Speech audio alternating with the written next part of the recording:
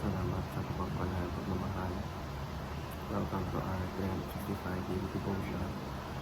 Ako sa Alexander Gomez from Batch 3.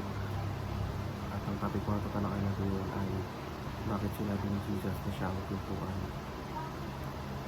Ngayon po ating Bible verse at ako sa John chapter 10 verse 7. Buksan po natin ang ating sa pisip sa mga nagsalita ni Jesus. Sabi nito na Therefore, Jesus said again, very truly I tell you, I am the gate for the sheep. At sa Tagalog, si Jesus ang mabuting pastor. Kaya't nung sinabi sa kanila ng Jesus, katotohanan sinasabi ko sa inyo, ako ang pintuan ng mga tupa. Teaching number 1, Jesus is the gate of the sheep. Pinapakita sa verse na ito na si Jesus mismo ang daan, kung saan ligtas na pumapasok at lumalabas sa mga tupa. Noong panahon ng Biblia, ang pintuan ng kulungan ng tupa ang nasisigil proteksyon at kontrol. Sino lamang ang makakapasok? Sa parehong paraan, sa nagmamantay at nag-aalaga sa kanyang mga tagasunod. Ibig sabihin, kung tayo ay kay Kristo, tayo ay nasa ligtas na kalagayan, pinangangalagaan, pinagabayan at pinamahalan. Teaching number 2, Jesus is the only way to salvation of the sheep. Hindi sinabi niya sa Jesus siya sa maraming pintuan. Hindi siya ang pintuan. Pinapayag nito na walang ibang paraan upang makamtan ang punong na kaligtasan. Hindi sa pamamagitan niya.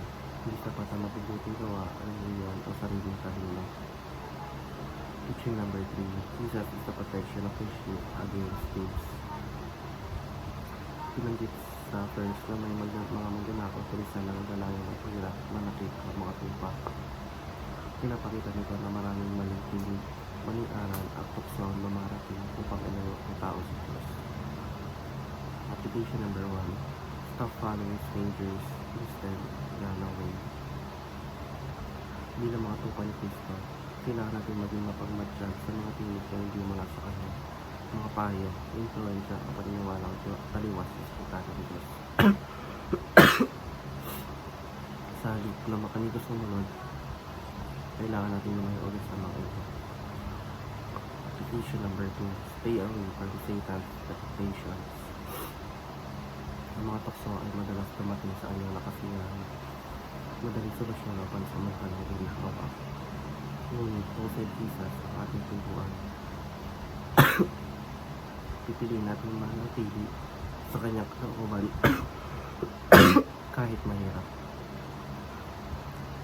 Application number 3, stick with the flock of Jesus Christ. Ang pananatili sa kawan ay nangangalagang manatiling paligtayan sa simbahan, sa kapwa at sa gawain ng Diyos. Ang tupa na umihiwalay sa kawan ay mas madaling mapahaba. Ngunit kapag tayo na nanatili ng Kristo sa kanyang mga tao, tayo napapalakas, napapaalalahanin at napaprotektahan sa ating pananampalataya. Yun lamang po ang aking devotions. Maraming salamat.